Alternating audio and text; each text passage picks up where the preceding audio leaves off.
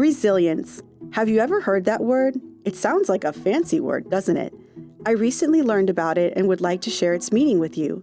But first, let me tell you the story of my friend Alex and what happened to him. Alex lived with his mom and was used to going off to the sea to fish.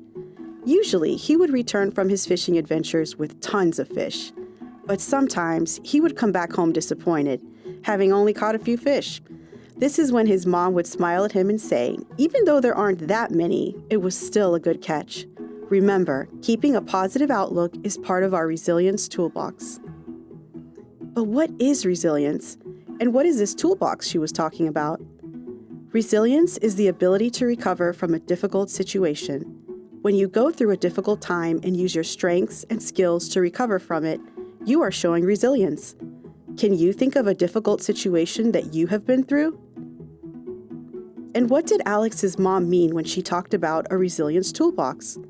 Well, a resilience toolbox contains the tools or things we need to build our resilience. Now, back to our story. One day, Alex's mom asked him to go off to the sea to bring back some fish for dinner. Alex happily gathered up his fishing supplies and waved goodbye to his mom. As he walked towards the sea, Alex noticed that it was getting cloudy and windy. By the time he reached his boat, the wind had grown stronger, the sky had grown dark, and heavy rain had started to fall. Soon he found himself all alone in the middle of an angry storm, and he was scared. Just then, he remembered the words his mom used to always say to him, "You are brave, you are strong, you can do this." He also remembered the resilience toolbox. Alex knew that he could not make the storm go away.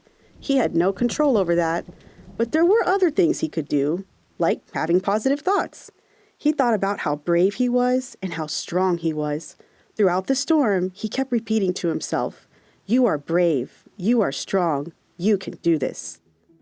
Once the storm had subsided, he realized that the rain had damaged his supplies and ruined his boat. Now he was sad and angry. He realized he needed some help to cool down a bit. He thought about what strategies he had in his resilience toolbox that could help him do that. He remembered that deep breaths and music usually helped him, so he took a few deep breaths. Then he sat down on the boat and started singing his favorite song. That brought a smile to his face. And what did Alex do next? Well, he remembered how good he was at building and repairing things. This was one of his talents. He looked at what he needed to repair on the boat and used his tools to fix it. Talents and skills are part of the resilience toolbox. They can be used in many different ways, including when we go through a hard time. Can you think of some of your talents and skills? As Alex fixed his boat, he thought of something else from his resilience toolbox, his mother. The resilience toolbox should also include people who you trust and who you can talk to when going through a hard time.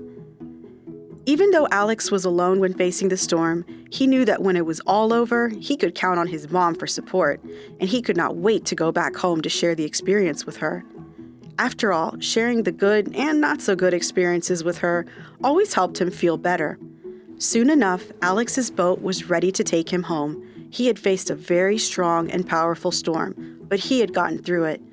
Although he had been scared and angry, he had kept a positive attitude, used his coping strategies and his strengths and skills to move forward, and he was able to recover from it. He was resilient.